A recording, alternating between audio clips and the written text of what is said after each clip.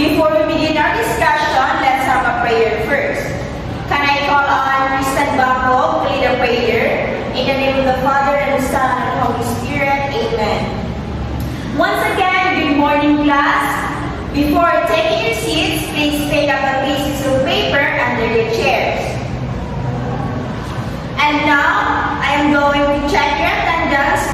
Please say and hear if your name is called. Okay, Jackie, Katrina, Daisy Ann, Jennifer, Bako. Okay, how was your weekend, class? That's good to hear, class. It's nice to know that you all enjoyed the weekend and you also had time to rest. So, who can remember our last discussion? Excellent. Okay, prepare yourselves because we will be having our new lesson for today. First of all, who can tell me what I'm holding right now? Yes, that's right. Now, I will spin the wheel and whichever picture that shows up front, who will guess what is in the picture? Okay, is the instruction clear, everyone? Please be reminded, class, that do not answer in chorus. Please raise your hand if you want to answer and say your name before answering. Understood? Before I show the picture, let's make a certain rule for our discussion. Once I catch someone not paying attention during the discussion, I will say, "Everyone eyes on me," and your response should be, "Eyes on you." Understood, class? Everyone eyes on me? Great job. Now let's start.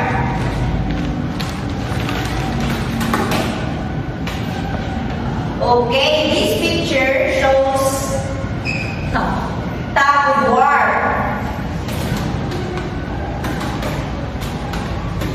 And this one shows patentero.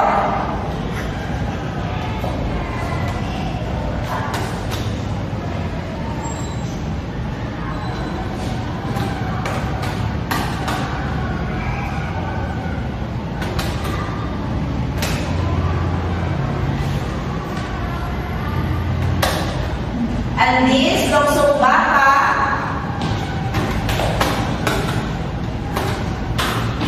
Okay, this picture shows egg and spoon relay. And this hopscotch. Okay, congratulations everyone. You did a pretty good job. You deserve to tap yourself and say, "Keep it going." Again, based on the picture shown, what do you think are they? Marvelous. Let's open up our discussion for today. We will be talking about games. The type of game that we'll be discussing is about invasion games, specifically the Lawin at Sisiu game. But first, what is an invasion game? Does anybody have an idea? Intelligent. Invasion games are games where the objective is to invade the opponent's territory and score a goal or point. These games require fast-paced action and teamwork to control the ball, maintain possession, move into a scoring possession, and prevent opposition from scoring. Now, let's step right into the world of Lawin at Sisiu. So today, we are going to learn how to play this fun game. Well, do you know that there's a story behind Lawin at Sisiu? The game is called Lawin at Sisiu for a reason.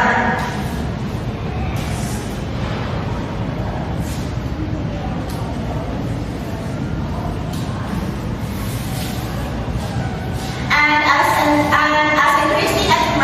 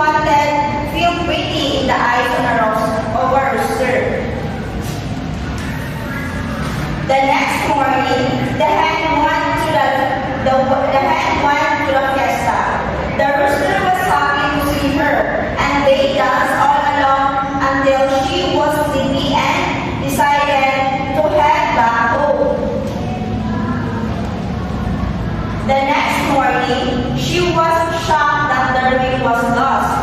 She is searching for the ring everywhere, but she cannot find it.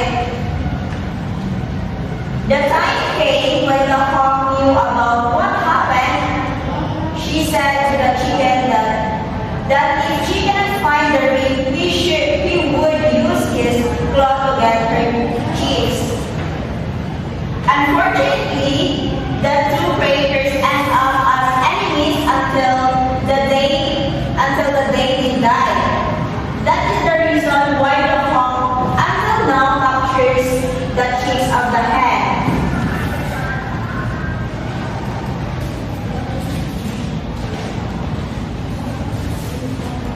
Did you enjoy the story, class? What do you think is the main lesson or moral lesson of the story? Yes, all of you are correct. It is important to help other people and it's not bad to make promises. However, if we borrow something valuable from someone, we need to take good care of those things so that they can trust us. Do you agree with me, class? Now that we already know the story behind Lawin at Cecil, let's discuss the Lawin at Cecil as a game. Lawin at Cecil is a type of invasion game. We will be playing the game later on, but before that, let us first discuss the safety precautions in playing Lawin at Cecil. Invasion games will be fun, especially playing it with your friends, but you should always be guided by safety precautions.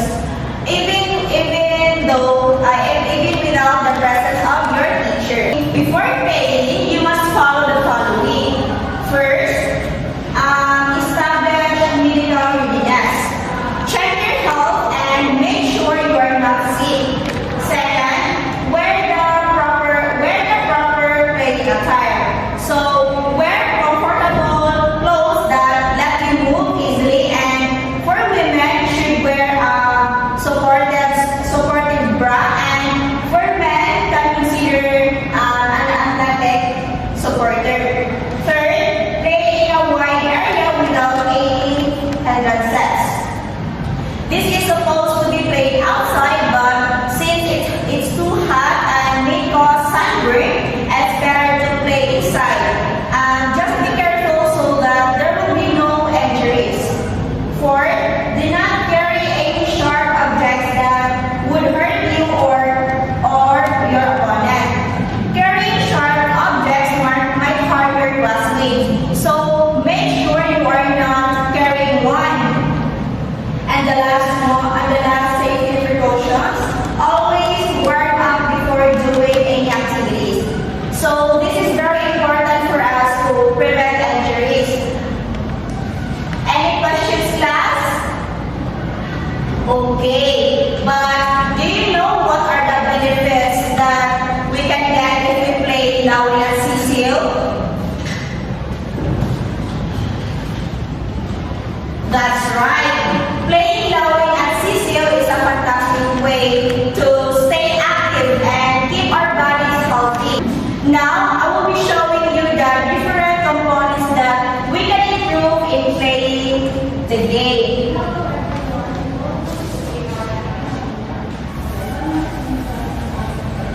Okay, these are the health and skills-related components of the game. So first, speed. To stay breathe while running. Second, agility. To move and change direction quickly. Third, flexibility. It increases range of motion. Fourth, cardiorespiratory endurance.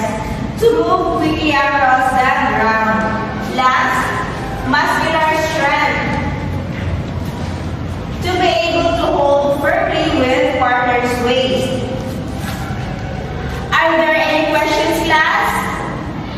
Okay, very good. Since we are done with the discussion, I guess you already know to play the game now in Cecil. Listen carefully as I'm going to provide the mechanics of the game.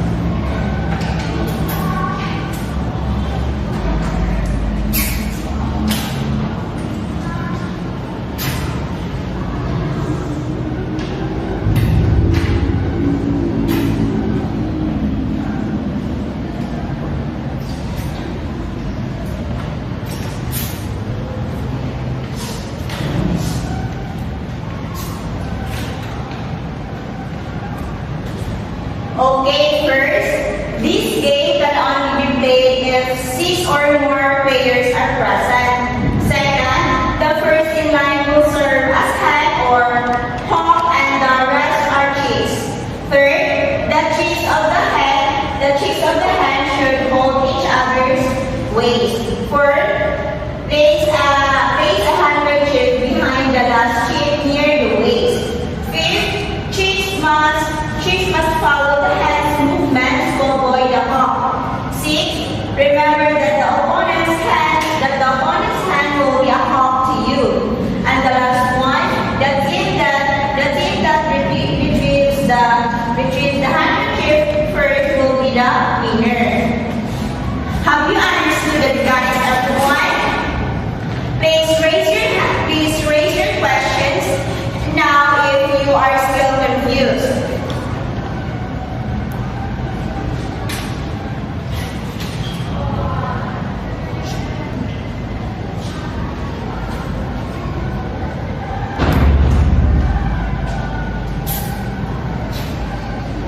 Have you understood the mechanics, everyone?